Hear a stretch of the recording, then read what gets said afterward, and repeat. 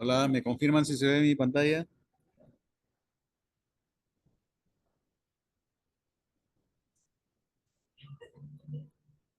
Sí, doctor.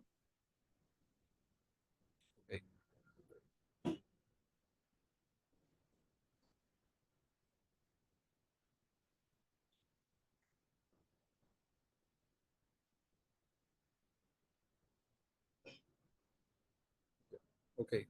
Yo no puedo hacer la grabación, no me permite. Bueno, voy a empezar la clase.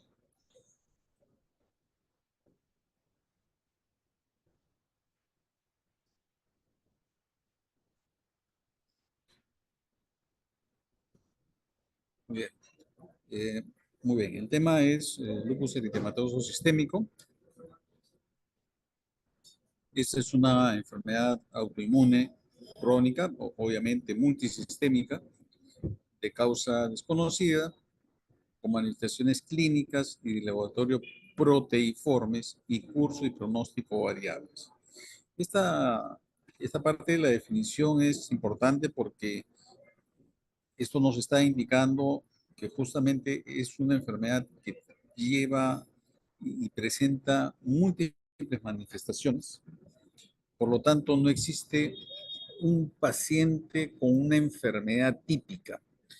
Entonces, el diagnóstico necesariamente, por lo tanto, es principalmente desde el punto de vista clínico, o sea, de la evaluación del médico, con obviamente apoyo de exámenes de laboratorio.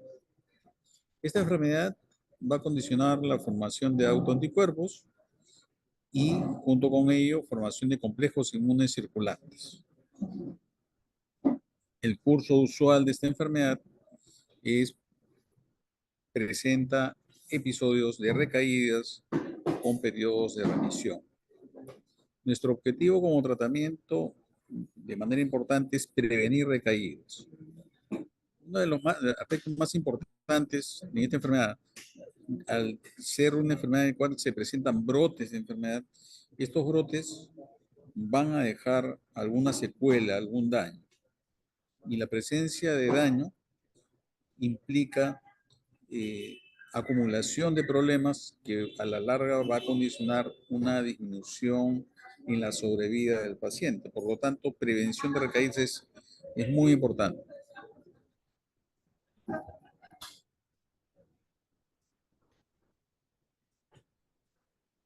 Esta es una enfermedad poco frecuente, sí muy importante sin dudas, y la incidencia y la prevalencia de la enfermedad varía de acuerdo a las regiones y de acuerdo también a los grupos raciales. Vemos, por ejemplo, que la incidencia reportada por 100.000 pacientes, por 100.000 personas al año, en Europa, miren, está alrededor de 7, cerca de 8, y Estados Unidos 23. En el Reino Unido,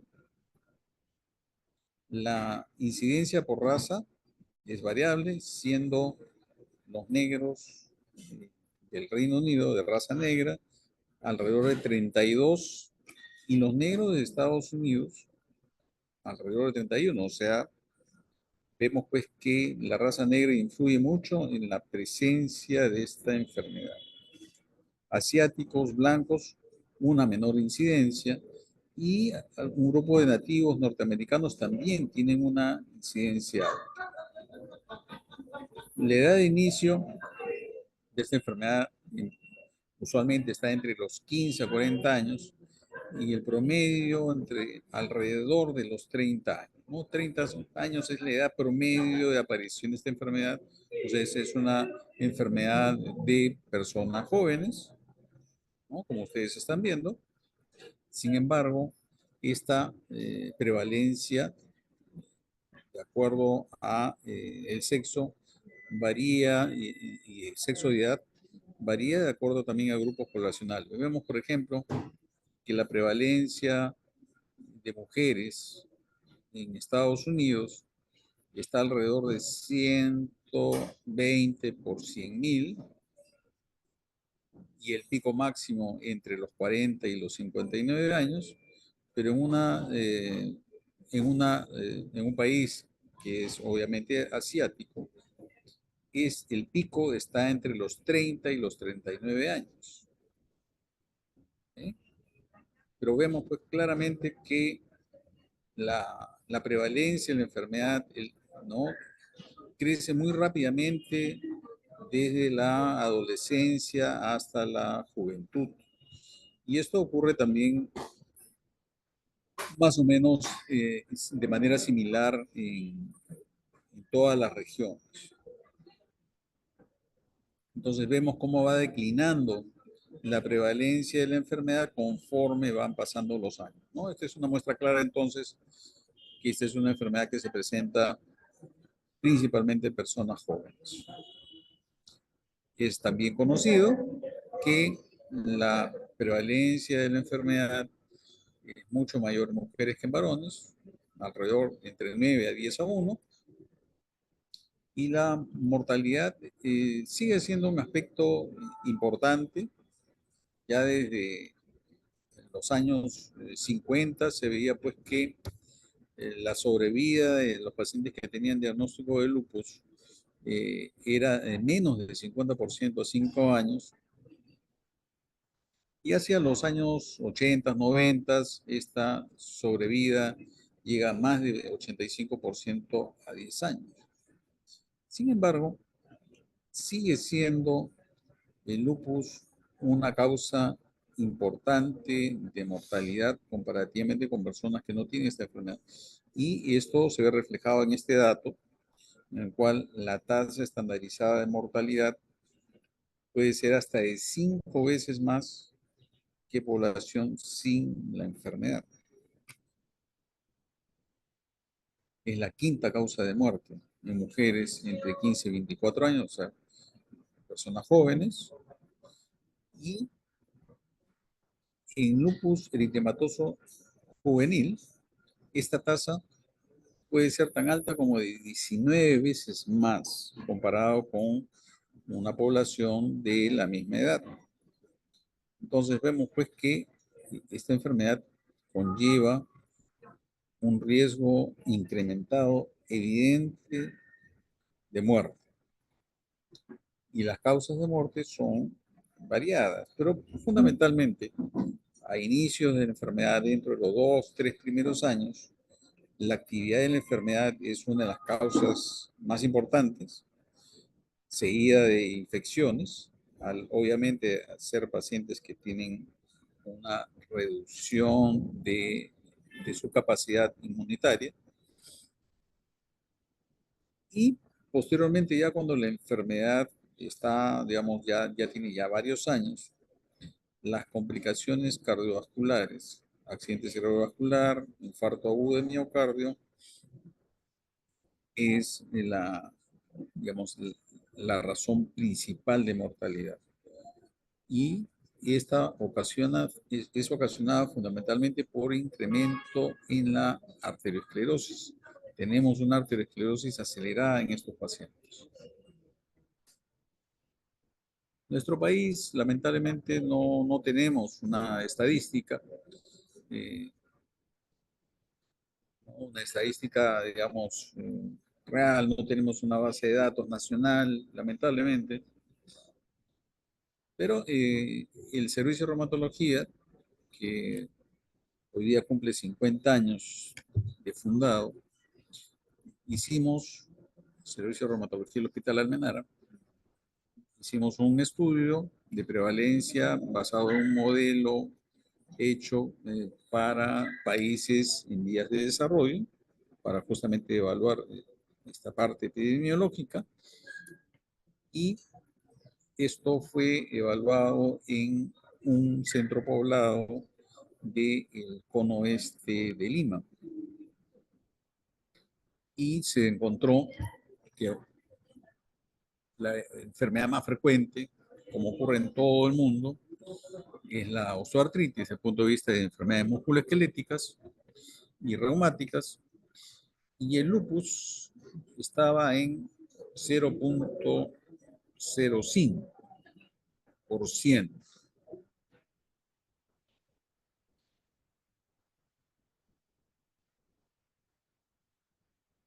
Muy bien. Entonces, comparando las prevalencias, ¿no? Los últimos datos muestran pues que la prevalencia global está alrededor de 43, 44 por 100.000 habitantes. Con los datos mencionados, en Perú estaríamos alrededor de 50 por 100.000. En Brasil, miren, 147 por 100.000. Argentina, que es un país que tiene una inmigración de población europea pues bastante importante, como todos sabemos, esta prevalencia no es tan alta, es 5 por 100.000. Negros norteamericanos, 517 por 100.000. Caucásicos en Estados Unidos pueden llegar hasta 134 por 100.000. Okay. Entonces, estamos dentro del rango de lo que es la prevalencia global. Y destacamos nuevamente que tanto la incidencia como la prevalencia de personas de raza negra, ¿no? Es muy importante.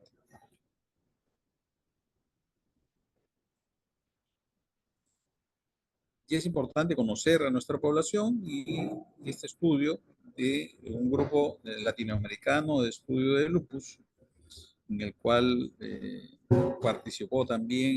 participaron tanto el Hospital Edgardo Rebagliati como el Hospital Almenara, en este estudio multicéntrico realizado en Latinoamérica, incluyendo México, Colombia, Venezuela, Argentina, Chile, Paraguay, Bolivia, Perú,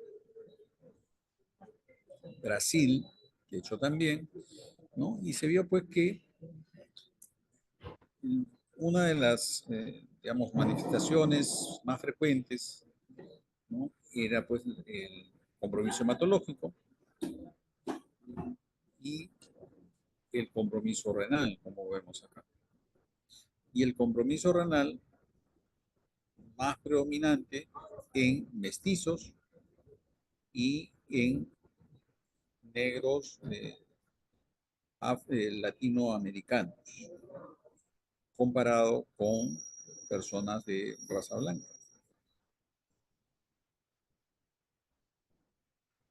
Las personas de raza negra, latinoamericanas y los mestizos tienen un mayor índice de actividad de enfermedad comparado con los blancos, ¿no?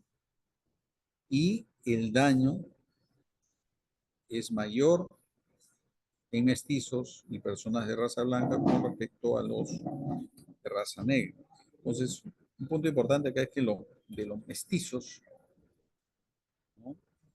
Tienen una carga importante, ¿no? En cuanto a riesgo de una enfermedad más severa.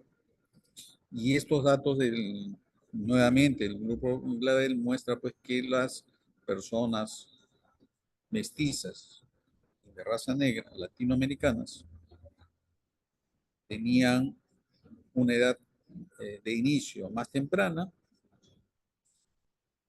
y fallecían a una edad más temprana. Miren a qué edad fallecían, ¿no? Promedio 29 años. Es una muestra clara, pues, ¿no? De la importancia de conocer los datos propios.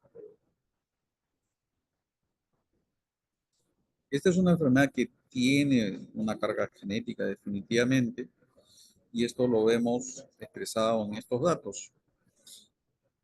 Los gemelos homocigotos tienen 315 veces más riesgo de hacer lupus comparado con personas que no tienen esta enfermedad, y los familiares de primer grado 17 veces más. Si lo comparamos con la artritis reumatoide, 2.5, Sjögren 5. Y un punto importante es que 25% de los familiares de primer grado van a tener alguna enfermedad autoinmune, ¿no? Familiares de pacientes con lupus. 25%. O sea, no se transmite necesariamente la enfermedad lúpica, sino se transmite el riesgo de desarrollo de una enfermedad autoinmune. Esta enfermedad, entonces, participa factores genéticos, sin lugar a dudas, y vemos también de que factores ambientales juegan un papel muy importante. Por ejemplo, la radiación ultravioleta, la presencia de virus, algunos otros factores ambientales, como el polvo de sílice, por ejemplo, hacen que en pacientes predispuestos genéticamente comienzan a formar autoanticuerpos, inicialmente generales y luego más específicos, y alguna circunstancia que condiciona y dispara ya todo el proceso de enfermedad autoinmune, que va a condicionar inflamación y compromiso de órganos, y luego, ya instalada la enfermedad, ¿no?, va a ocurrir proceso de recaídas con compromiso de órganos adicionales. Este es un punto bien importante. Y eh, producto de estas reactivaciones puede ocurrir daño si es que no se trata de manera apropiada. A mayor frecuencia de recaídas, mayor presencia de secuelas o daño. Y esto va a condicionar mayor riesgo de mortalidad. Producto tanto de la enfermedad como de los medicamentos, pueden ocurrir comorbilidades, de hecho a la cabeza las infecciones, ¿no?, producto tanto, como dije, de la enfermedad como de diversos factores como medicamentos, va a condicionar infecciones, arteriosclerosis e incremento en el riesgo de neoplasias, especialmente de tipo estirpe linfoproliferativa. Dentro de los factores, ¿no?, que pueden condicionar la aparición de esta enfermedad están los factores hormonales, evidentemente, a la cabeza los estrógenos. Sin embargo, no se ha demostrado claramente este tipo de relación en personas, ¿no?, en seres humanos. Sí es una evidencia más clara en modelos murinos. Factores infecciosos pueden tener un papel en el desarrollo, en la patogenia de la enfermedad, definitivamente que sí. Muy probablemente los retrovirus jueguen un papel a ese respecto, pero nada todavía definido. Factores ambientales a la cabeza, la radiación ultravioleta, el sílice y el tabaco. Recordemos que el tabaco no solamente es un factor que puede condicionar, pues, incremento de riesgo de cáncer de pulmón, incremento de cáncer de vejiga, ¿no?, incremento en el riesgo de arteriosclerosis, sino también puede precipitar el desarrollo de enfermedades autoinmunes. Entonces, el tabaco debería ser una, digamos, un producto que toda persona debería de evitar. Dentro de factores ambientales también los brotes de alfalfa, ¿no? Ustedes habrán visto esos, lo que llaman los germinados, ¿no?, que venden en algunos supermercados, o por ejemplo. Contiene una sustancia que se llama L-canavanina, que puede condicionar activación de la enfermedad. Y de hecho este es uno de los, digamos, eh, de los factores, digamos, nutricionales que debemos de evitar. Factores genéticos, ya hemos conversado con respecto a la frecuencia incrementada de esta enfermedad en familiares de primer grado. Otra evidencia de que los factores ambientales juegan un papel también importante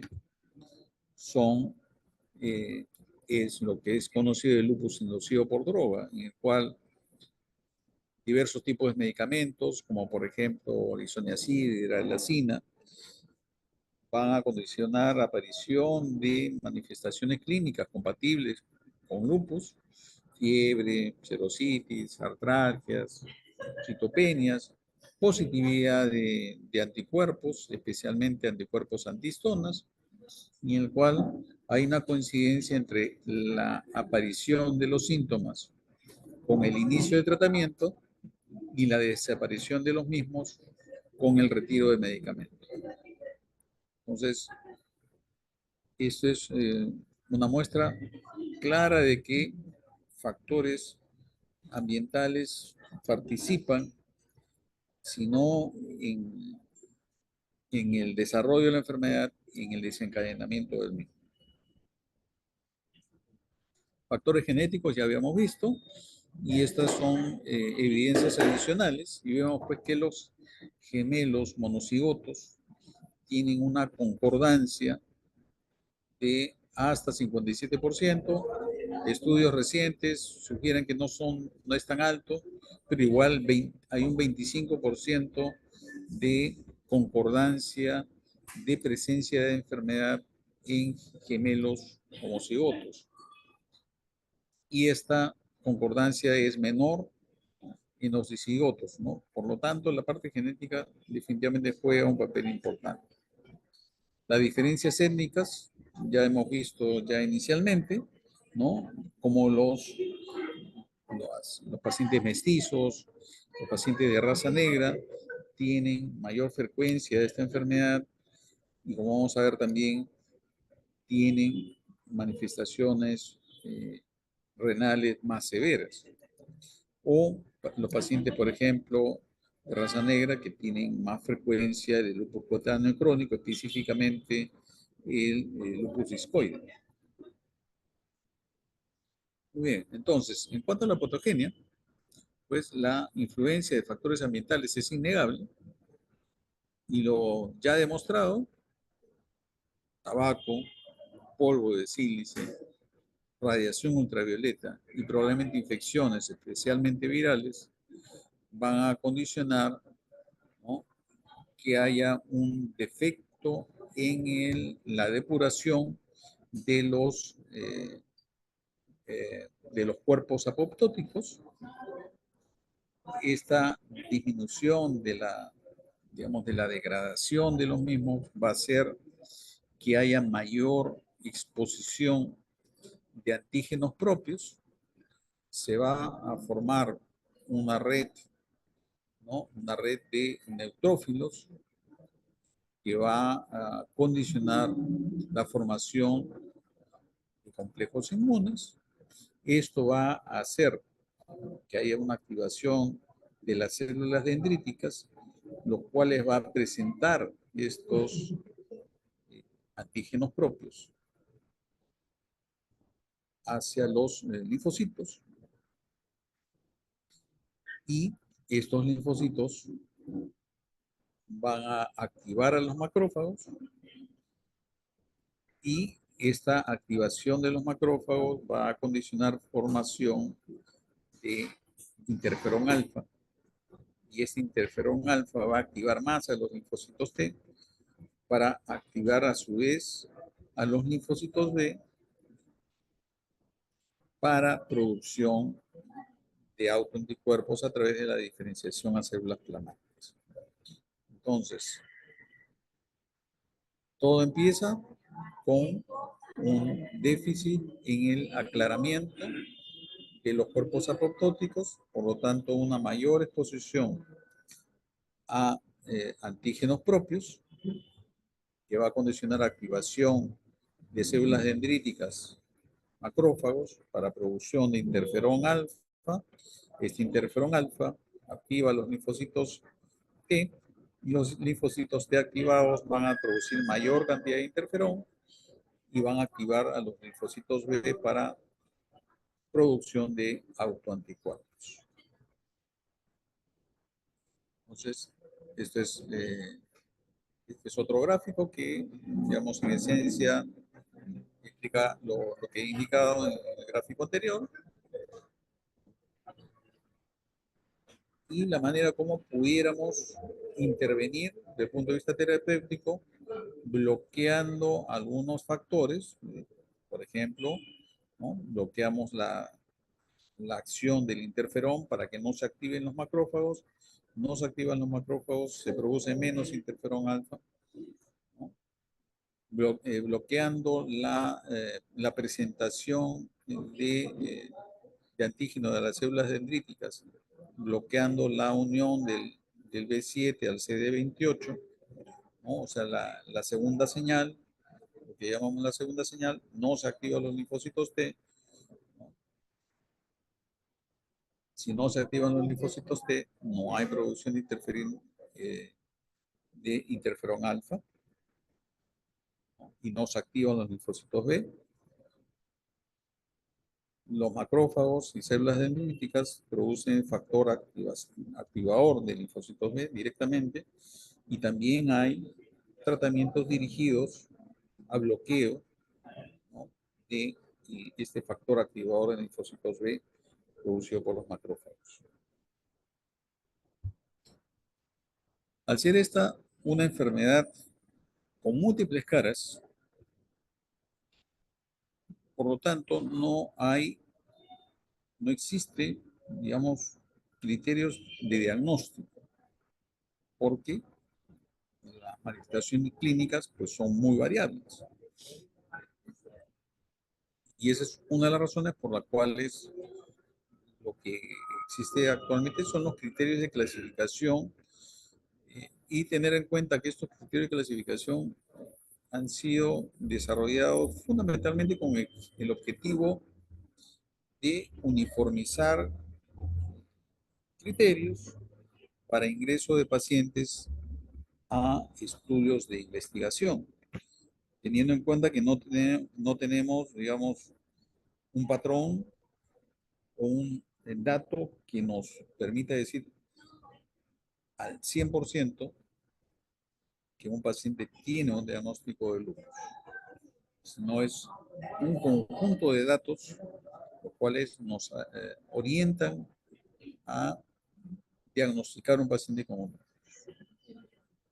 Entonces, como ustedes ven, los criterios de clasificación empezaron a desarrollarse desde el año 1958. Y destaco estos criterios de clasificación porque acá lo que mencionan es que diversos factores o diversas manifestaciones no deben de tener otra explicación que no sea el lupus. Una fiebre prolongada no explicada, fiebre prolongada es una manifestación clínica de lupus, ¿no? Una fiebre que no tiene explicación por otra razón. O sea, si no tiene un proceso infeccioso, si no tiene, yo qué sé, cáncer, o tiene una, yo qué sé, un infarto pulmonar, ¿no? O sea, si no hay una explicación obvia, entonces, podemos entonces decir que es probable que esté asociado más bien al lupus. Igual, una serositis pleural que no tenga otra explicación, no tiene tuberculosis, no tiene neumonía, no tiene cáncer de ovario, etcétera, etcétera, etcétera, ¿no? Si no tiene otra explicación, entonces lo consideramos como manifestación clínica probable. ¿Sí? Acá destaca también estos criterios que la forma de artritis es de tipo reumatoide, o sea, poliarticular, simétrica, aditiva. Entonces, ese es digamos, la forma usual de presentación de compromiso articular, desde el punto de vista de artritis. Luego, se presentan estos criterios del año 71 y acá, por ejemplo, consideraban como criterio tener una proteinuria de más de 3.5 gramos. Entonces, tener una proteinuria de 2 gramos o 3 gramos no debería ser considerado como manifestación clínica de lupus. Evidentemente que no. Entonces, o sea, no está bien, ¿no? Es correcto. O sea, una persona que tenga una proteinuria significativa, pues debe tener un problema renal.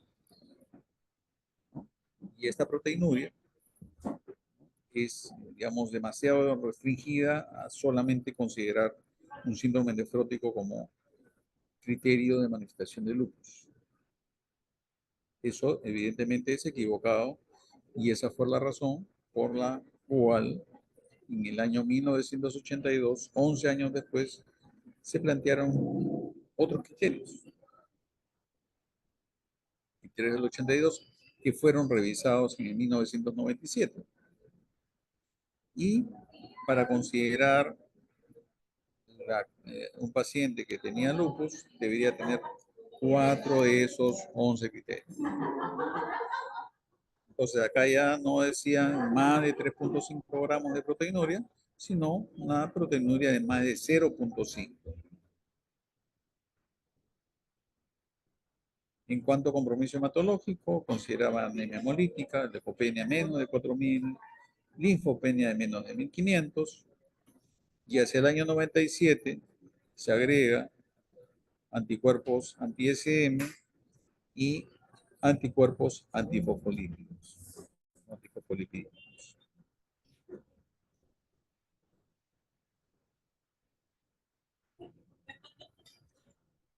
Un punto importante es que en fases tempranas de enfermedad,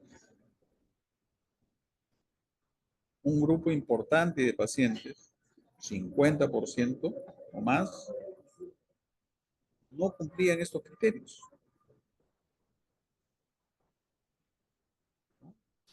Y pasados los años, ¿no?, se iban cumpliendo los criterios porque iban apareciendo otras manifestaciones. Y resulta que a partir de los 8 años, ya el 100% de pacientes ya cumplían los criterios de clasificación. Entonces, eso nos dice que el diagnóstico de lupus debe ser fundamentalmente basado en la evaluación clínica del paciente. Si nos basamos en criterios de clasificación, va a haber un grupo significativo de pacientes que tienen la enfermedad y no son diagnosticados, y al revés, también va a haber un grupo de pacientes que se clasifican y no tienen la enfermedad.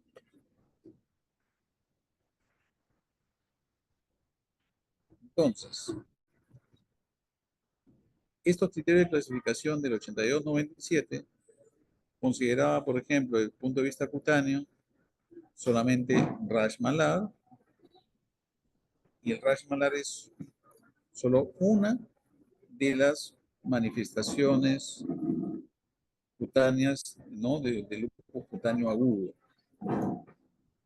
El lupus discoide es solo una de las manifestaciones del lupus cutáneo crónico. Por lo tanto, estos criterios pues eran, digamos, estas manifestaciones clínicas que estaban consideradas dentro de estos criterios de clasificación insuficientes. Otra muestra clara de esto es el compromiso neurológico. Convulsiones y o psicosis. Se acabó. No considera Guillain-Barré, no considera accidente cerebrovascular, no considera compromiso de pares craneales, eh, etcétera, etcétera. No considera tampoco, por ejemplo, mielitis transversa y así sucesivamente. Entonces, todas las manifestaciones clínicas que puedan haber no estaban consideradas. Por ejemplo, compromiso gastrointestinal no estaba considerado. Dentro del compromiso pulmonar, manifestaciones como hemorragia alveolar, por ejemplo, o enfermedad pulmonar intersticial, tampoco está considerada. Entonces, esa es la razón por la cual le menciono que los criterios de clasificación no deben ser usadas como criterios de diagnóstico porque hay muchas manifestaciones clínicas que no están consideradas dentro de estos criterios. Entonces, en el año 2012 se hace una revisión nuevamente de estos criterios del año 82, ¿no? 30 años después, con el objetivo de dar una mayor sensibilidad a los criterios. Y se hacen dos variaciones importantes. La primera es que es suficiente para clasificar a un paciente con un lupus el tener una biopsia renal positiva, una tipo 3 o tipo 4, con ANA o anti-DNA presentes, pues era suficiente para hacer el diagnóstico, la clasificación, perdón. Y lo otro es que consideraba cuatro criterios, también igual que los del año 82, en el cual por lo menos uno de ellos debía ser clínico y uno inmunológico. No consideraba la parte de los autoanticuerpos un aspecto fundamental de las manifestaciones de un paciente con lupus. ¿Y qué se vio en la evaluación de la sensibilidad y especificidad de los diversos criterios? Se vio que, por ejemplo, el RAS discoide tenía una especificidad muy buena, casi 94%. La alopecia no cicatrizal tenía una especificidad también muy importante, casi 96%. ¿Mm? Compromiso neurológico, 99%. Anemia hemolítica, 99.5%. Pero los anticuerpos antinucleares tenía una especificidad baja, pero sí tenía una buena sensibilidad, casi 97% de sensibilidad. O sea, tener anticuerpos antinucleares, ¿no? Nos permite, digamos, sospechar con más fuerza eh, del diagnóstico de lupus, pero no nos permite con esa misma fuerza afirmar, ya que la presencia de anticuerpos antinucleares se puede presentar en una serie de entidades, incluyendo personas sanas.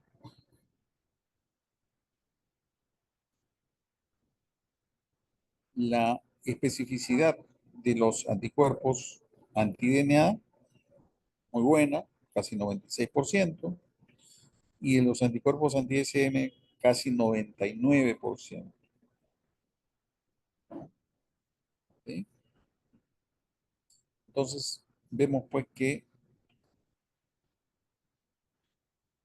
los criterios de clasificación lo que hacen es jugar con y balancear la especificidad, ¿no? Criterios que tengan más especificidad y otros que tengan más sensibilidad para poder, digamos, englobar una mayor población. Y entonces en estos criterios del 2012 incluyeron las diversas manifestaciones de lo que es un lupus cutáneo agudo, RAS malar, lupus goloso, RAS maculopapular, necrólisis tóxica epidérmica, fotosensibilidad. Lupus cutáneo subagudo en sus dos formas y lupus cutáneo crónico en sus diversas formas, ¿no? Lupus raquiscoide, lupus hipertrófico, paniculitis, etcétera, etcétera. Mantenía el criterio de proteinuria de más de 0.5 y en neurológico, aparte de convulsiones y psicosis, agregaron mononeuritis múltiple, mielitis transversa, neuritis craneal o neuritis periférica.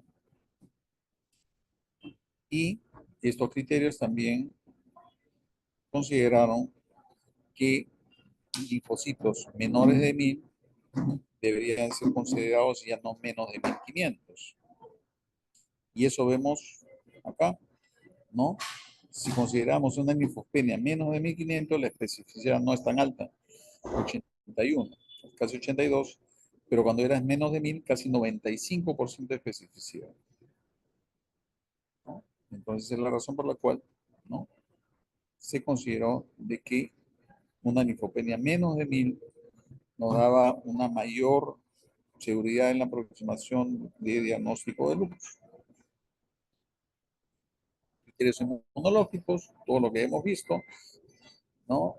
ANA, anti-DNA, anti-SM, anticoagulante lúpico, anticarolipinas, beta 2, que ya se habían incluido en los criterios de el 1982 con revisión del 97, vuelven a incluir complemento disminuido, vuelven a incluir test de Coons directo, y el 2009 se hacen unos nuevos criterios de clasificación. ¿Por qué se hacen nuevos criterios de clasificación? Fundamentalmente por este dato. Habíamos visto que hacia el primer año de enfermedad solamente se clasificaba apropiadamente al 50% de los pacientes que tenían, desde el punto de vista de diagnóstico clínico, lupus eritematoso sistémico. Entonces, estos criterios tenían como objetivo identificar a esos pacientes con enfermedad temprana. Y lo que hicieron es hacer un sistema de puntuación de los diversos dominios: constitucional, hematológico, neuropsiquiátrico, neurocutáneo, etcétera, etcétera. Y lo que consideraban acá es no tomar una sumatoria de esto, sino desde el punto de vista hematológico. Son tres manifestaciones, y esas tres manifestaciones se tomaban la que tenía mayor puntuación. Si este paciente tenía leucopenia y trombocitopenia, no eran 7 puntos, sino 4 nada más, al ser la que tenía mayor puntuación. Si era mucocutánea y tenía alopecia y tenía lupus cutáneo agudo, pues entonces tomábamos el puntaje como 6. Y así sucesivamente. Y de punto de vista renal, el tener una nefritis clase 3 o 4 daba una puntuación de 10.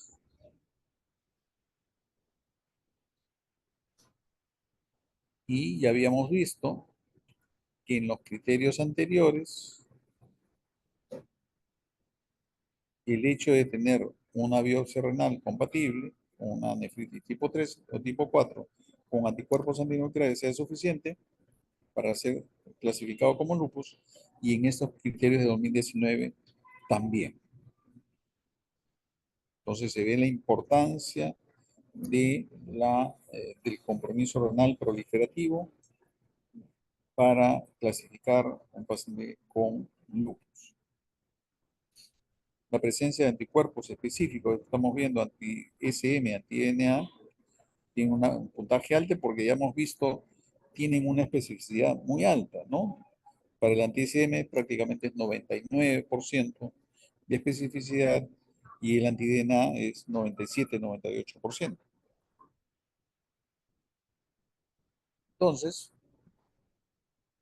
los pacientes, para estos criterios del 2019, para considerar clasificación, tenían que tener primero una positividad de anticuerpos antinucleares evaluado por inmunofluorescencia, ¿no?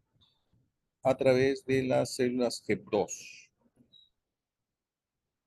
o una prueba equivalente positiva. ¿Sí? Entonces, de preferencia, como digo, inmunofluorescencia indirecta con evaluación con células HEP2. Entonces, si había presencia de anticuerpos, entonces íbamos a las manifestaciones clínicas, ¿no? Y estas manifestaciones clínicas y el laboratorio, pues, tenía, pues, un criterio aditivo, o sea, se va sumando de acuerdo a cómo van apareciendo los síntomas. Supongamos de que un paciente tiene anticuerpos antinucleares y hace un cuadro de una poliartritis. Al año ya no tiene artritis, pero hace serositis. A los 5 años ya no tiene artritis, no ha tenido serositis, pero hace trombocitopenia. Entonces, la artritis y la serositis se sigue considerando como criterios a pesar de que estén ausentes. Y un punto importantísimo es que no se debe contar un criterio si hay una explicación que sea probable para otro tipo de enfermedad, ¿no? Como le decía, una serositis asociada a una neumonía, pues obviamente un derrame paraneumónico es la causa y la explicación más probable. Entonces, si hay otra explicación, entonces no considerarla como parte de las manifestaciones, ¿no? Para clasificar. Y para clasificar requiere por lo menos un criterio clínico y debe tener por lo menos 10 puntos. Y como dice acá, los criterios no necesitan ocurrir de manera simultánea. No tiene que ocurrir todos a la vez.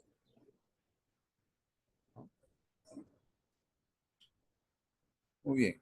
Por lo tanto, el diagnóstico es eminentemente clínico.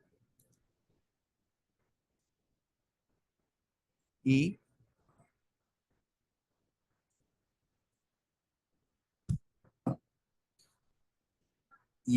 por lo tanto, el gol estándar, ¿no? Para diagnóstico es el diagnóstico hecho por el reumatólogo. Y como hemos visto en los criterios de clasificación del 2019, el diagnóstico requiere una combinación de características clínicas y por lo menos una anomalía inmunológica relevante. Sin embargo, puede haber casos de pacientes con lupus. ANA negativo está dentro de lo posible, pero definitivamente no es lo frecuente. Pueden haber otras manifestaciones de autoanticuerpos también, ¿no? Entonces, el diagnóstico es más, ¿no? Clínico del razonamiento que uno hace. Por ponerle un ejemplo, si un paciente viene por que presenta Raynaud, fenómeno Raynaud de un año de evolución, presenta dolores articulares sin llegar a tener artritis, pero tiene una velocidad de cementación en 50 y una proteína C reactiva normal. Se le pide un proteinograma electroforético y hay una hipergama policlonal. eh, y le hacen un fondo de ojo y encuentran exudados algodonosos. Con todas esas manifestaciones, uno debe sospechar que hay una enfermedad autoinmune sistémica y lo más probable que ese paciente, dentro de esas manifestaciones, lo más probable que sea lupus. ¿Puede haber otras entidades? Sí, por supuesto que sí. Pero más o menos ese es el raciocinio. Tener presente que la presencia de anticuerpos antinucleares en la población adulta puede ser hasta de un 5%. Entonces, la positividad de anticuerpos antinucleares para nada es suficiente para hacer un diagnóstico, ¿no?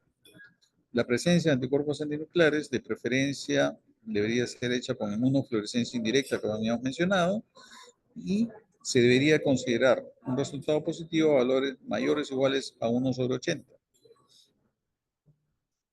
Y esta tiene una gran sensibilidad para, digamos, clasificar a un paciente como lupus. Pero también hay otros métodos para detección de anticuerpos, método de ELISA, método de quimioluminiscencia.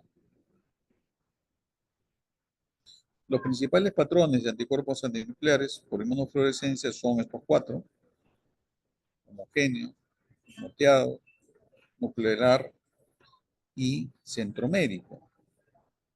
Y la positividad de anticuerpos antinucleares y el patrón de inmunofluorescencia nos puede orientar hacia una determinada patología, por ejemplo, o positividad de anticuerpos específicos, ¿no?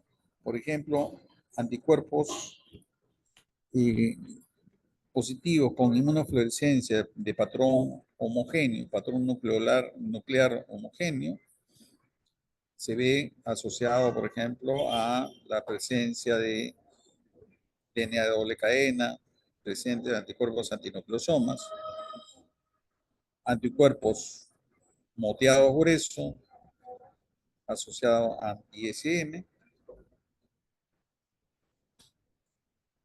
y el anticuerpo ribosomal P. No hay anticuerpos, no hay tinción por inmunofluorescencia del nivel del núcleo, sino más bien a nivel del citoplasma.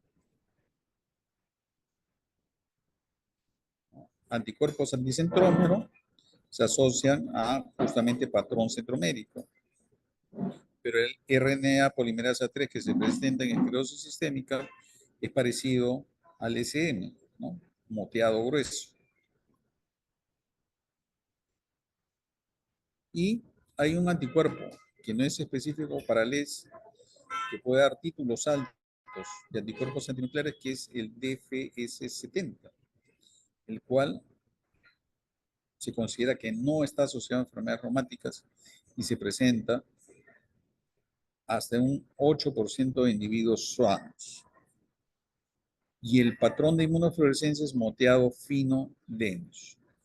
Entonces, si ustedes ven un patrón moteado fino, sospechen que es un falso positivo.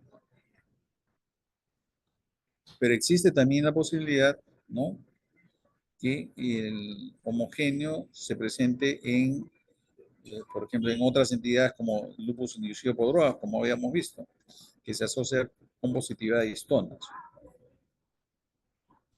Entonces, si ustedes ven un patrón moteado grueso, un patrón centromérico o un patrón nuclear periférico, patrón nucleolar, esos son patrones más específicos de enfermedades autoinmunes. Y el patrón moteado fino, sobre todo, pero también, en cierta manera, el homogéneo. Sin embargo, el homogéneo también, como vemos, se ve el anti-DNA, que es un anticuerpo específico para lupus. ¿Sí? Entonces, estos son los diversos tipos de patrones de inmunofluorescencia. En cuanto a sospecha de lupus, un paciente con lupus, entonces pedimos diversos exámenes de laboratorio. Podemos pedir exámenes generales, un hemograma, evidentemente.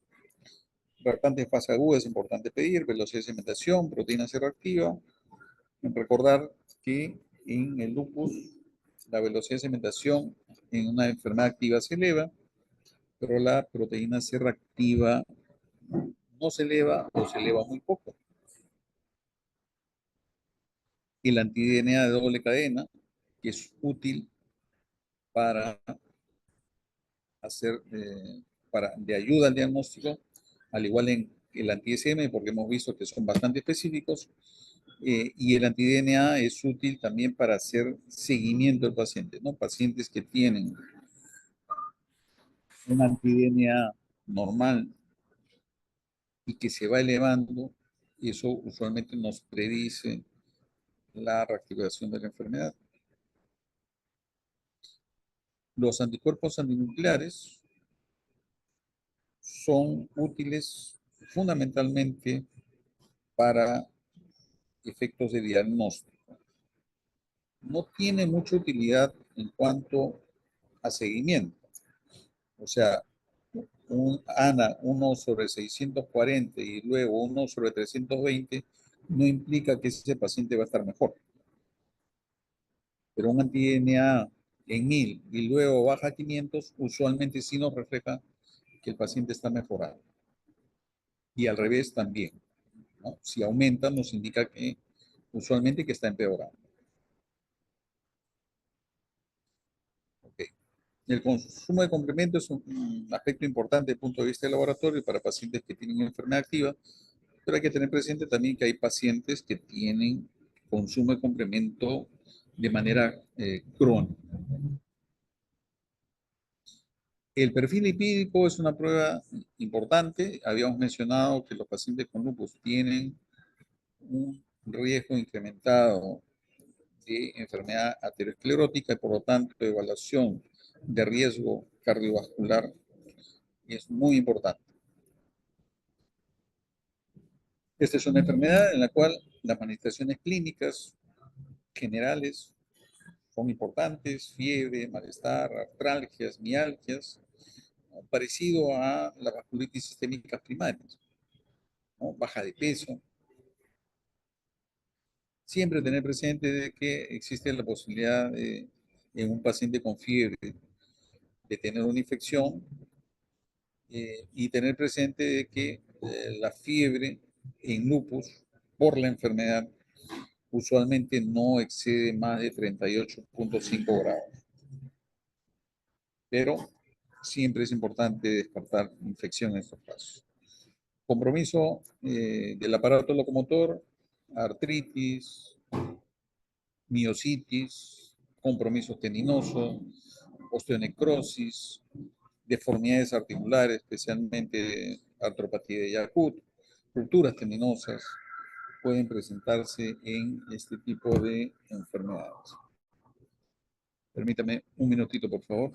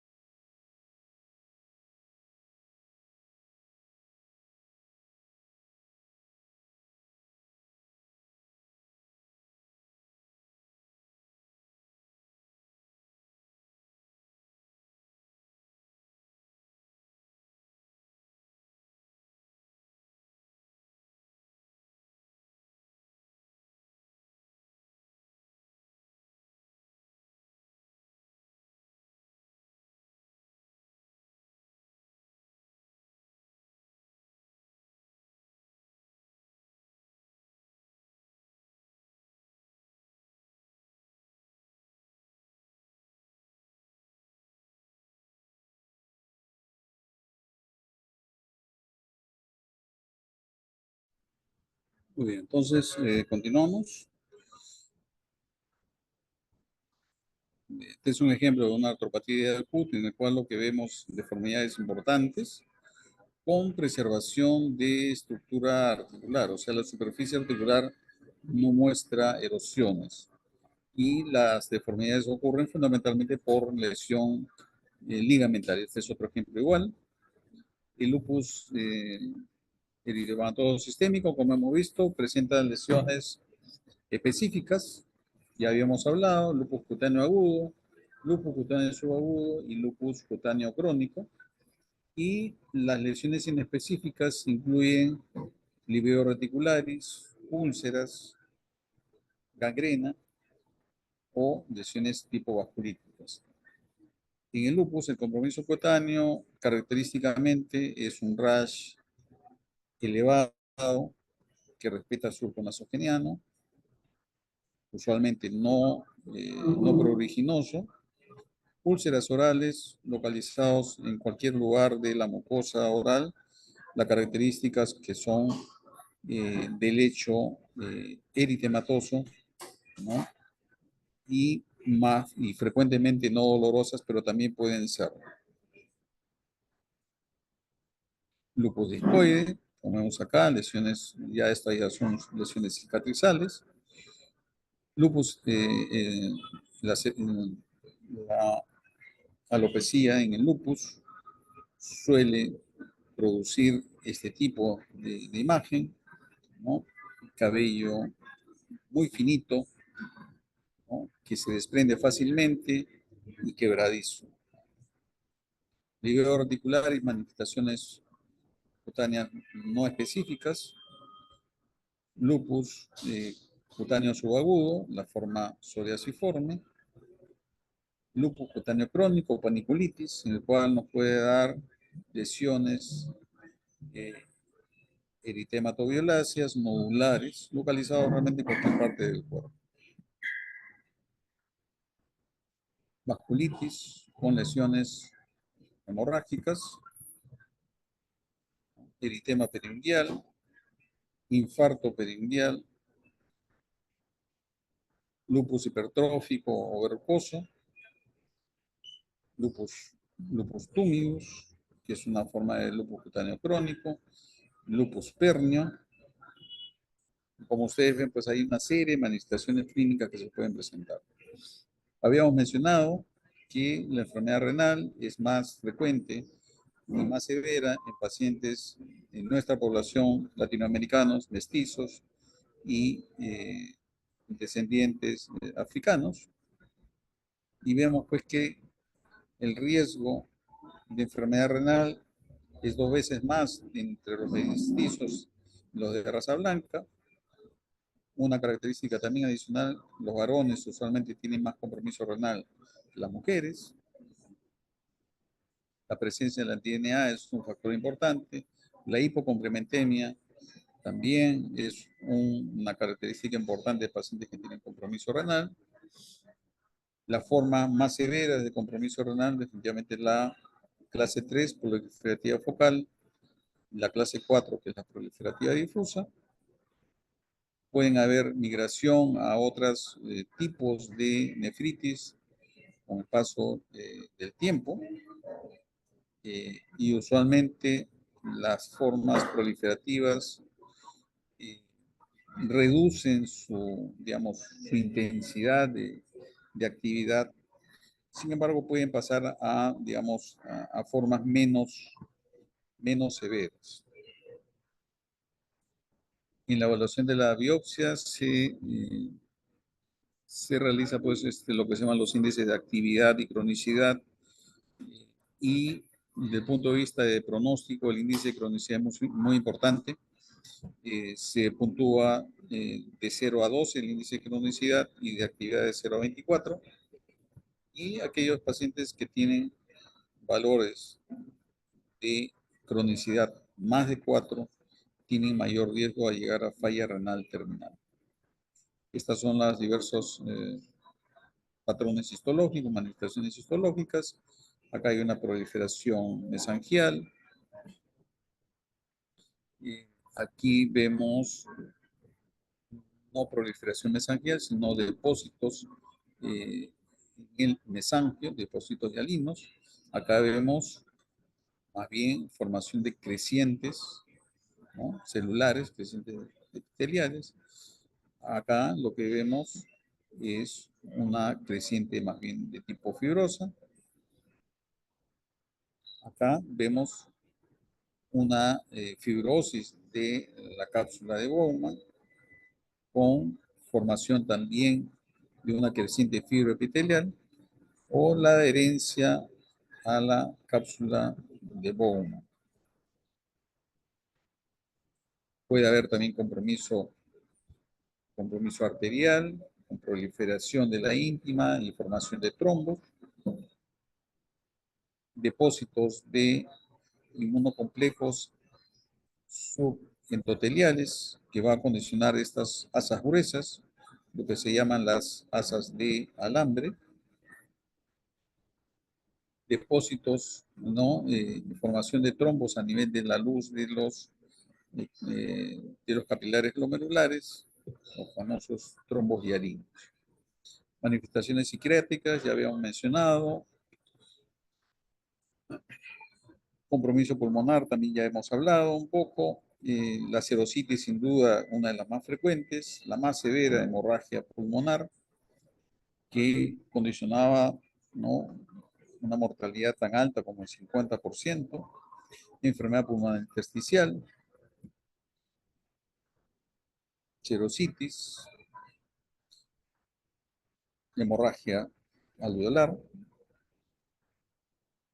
¿no? Disfunción diafragmática con elevación del diafragma izquierdo, compromiso hematológico, la anemia, que puede ser de dos tipos, fundamentalmente anemia por enfermedad crónica y anemia hemolítica autoinmune. Recordar lo que hemos mencionado de la arteriosclerosis, es una causa importante de muerte, y vemos pues que en este dato de personas de 35 a 44 años, estudio de Framingham, el famoso estudio de Framingham, se ve pues que los pacientes que tienen lupus tienen un riesgo de 52 veces mayor comparado con el mismo grupo etario de presentar un infarto agudo de miocardio. Entonces, este dato es extremadamente importante porque pacientes jóvenes que pueden acudir a emergencia con lupus y que tienen un dolor precordial, debemos siempre evaluar la posibilidad que pueda tener este tipo de problemas.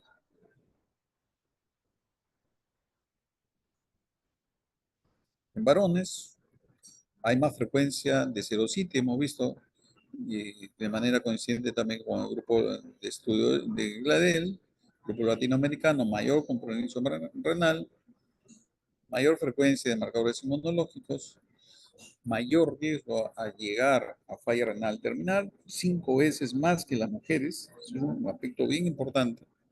Entonces, grupos en varones que tienen compromiso renal, hay que prestarle especial atención por por este riesgo.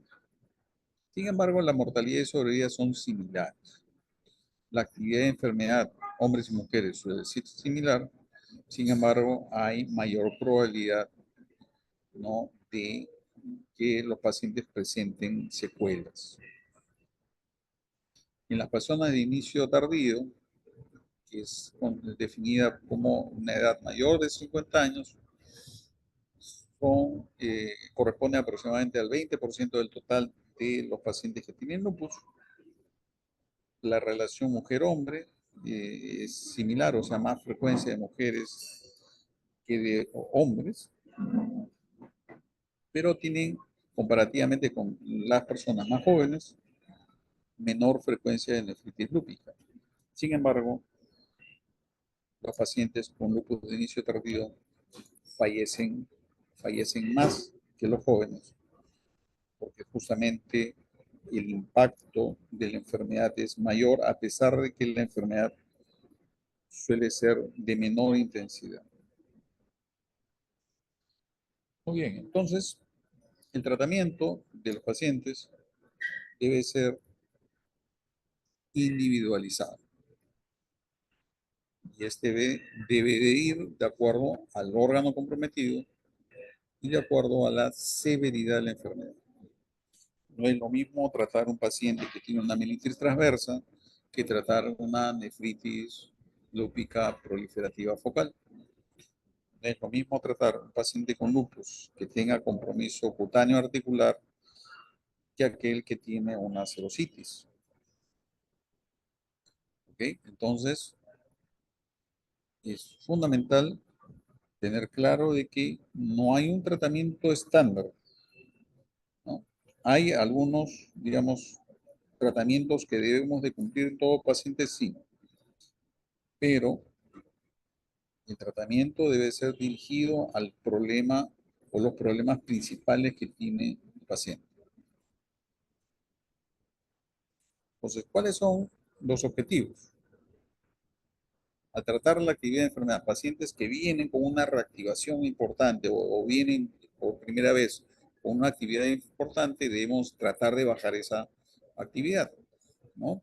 Y debemos de buscar conseguir una baja actividad y en lo posible conseguir remisión y luego, o sea, entonces, de manera similar a las vasculitis sistémicas, debemos de dar una terapia de inducción y luego una terapia de mantenimiento, ¿no? Esa es más o menos la idea. Y buscar por lo menos una baja actividad de enfermedad, sino una remisión.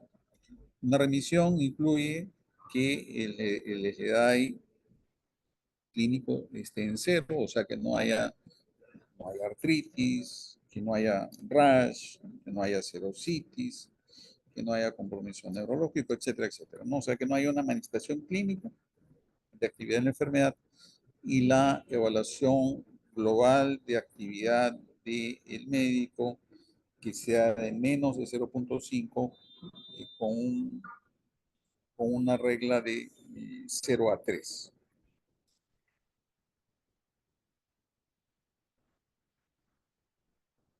Entonces, hay que tener presente las comorbilidades, las infecciones pueden ser un problema importante y por lo tanto, tratamientos profilácticos en pacientes que reciban inmunosupresión puede ser necesario, tanto profilaxis, por ejemplo, para eh, prevenir tuberculosis, profilaxis para prevenir neumonía por neumocistis jirovecii, manejo de hipertensión arterial, de diabetes, manejo de arteriosclerosis, de osteoporosis, dislipidemia, osteonecrosis, etc. Todo paciente con lupus debe recibir fotoprotección.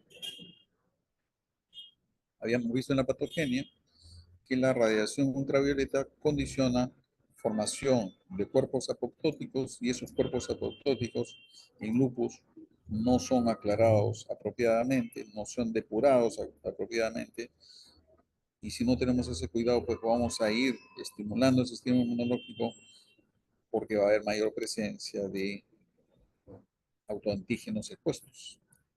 Entonces esta parte de fotoprotección es súper importante. Todo paciente debe tener eso. Cambios en el estilo de vida, no tabaco, cero tabaco, reducción de peso, ejercicios, uso de antimaláricos. Todo paciente con lupus debe recibir antimaláricos. ¿Es útil también para manejo de algunas manifestaciones? Sí, definitivamente que sí. Para pacientes que tienen compromiso cutáneo, compromiso articular, los antimaláricos pueden mejorar esas manifestaciones clínicas.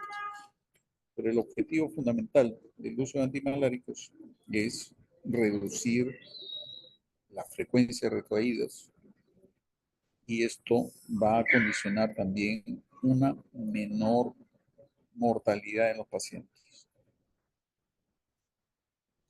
Pacientes que tienen manifestaciones de severidad de enfermedad usualmente requieren uso de glucocorticoides a dosis altas y tratamiento inmunosupresor.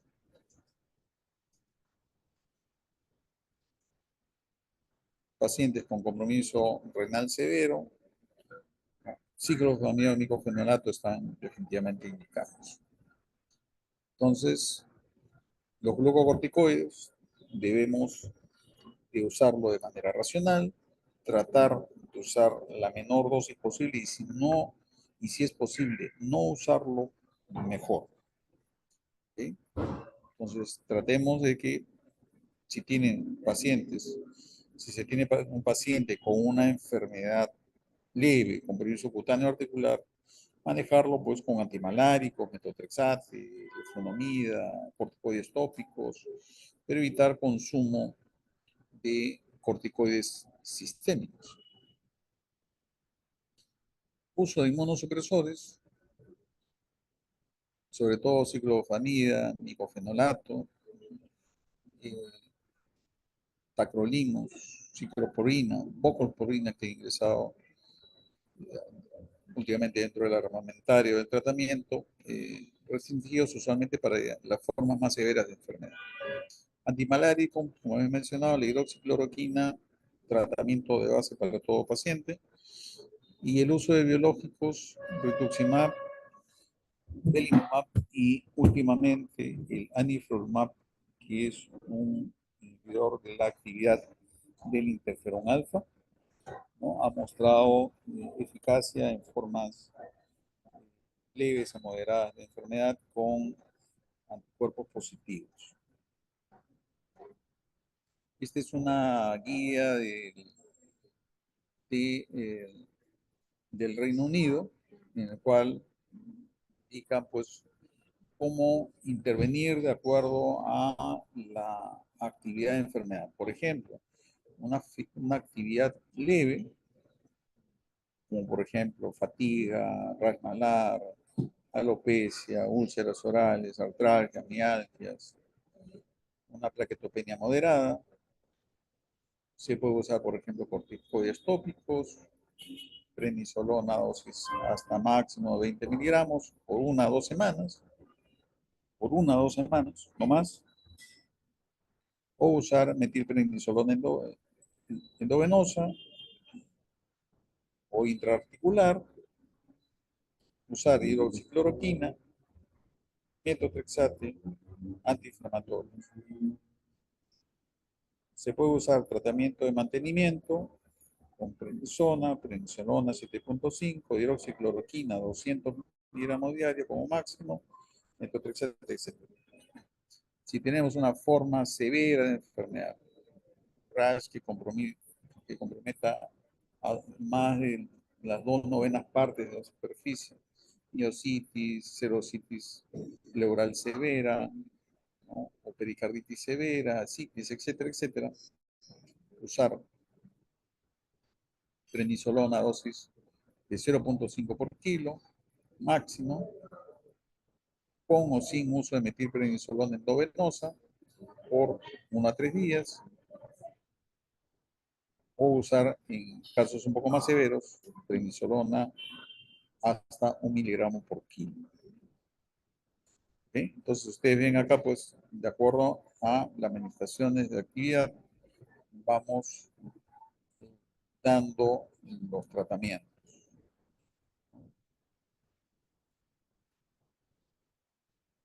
Esta guía del Colegio Americano de Reumatología del año 2012 para manejo de nefritis da, pues,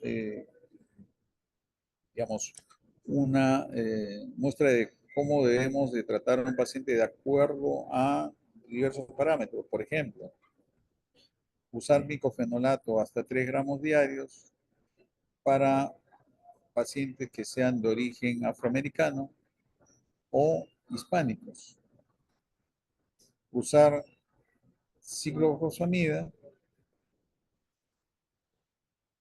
en aquellos casos en los cuales no ha habido una respuesta adecuada al micofenolato, por ejemplo, y hay dos esquemas para uso de ciclofosfamida. Dosis altas, el famoso esquema de NH, o dosis bajas, y esta de dosis bajas, preferible para pacientes de raza blanca de ascendencia europea. Entonces, los esquemas de tratamiento van variando no solamente por el órgano comprometido, sino también por el grado de severidad de enfermedad y también por características propias del paciente. Entonces, eso sería todo con respecto a esta enfermedad tan compleja y fascinante. No sé si tienen alguna duda, alguna pregunta.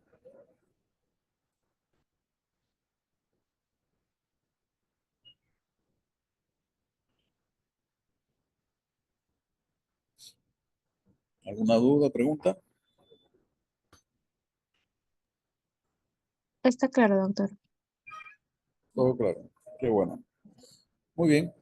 Entonces, bueno, eso sería todo de mi parte y que tengan un buen día.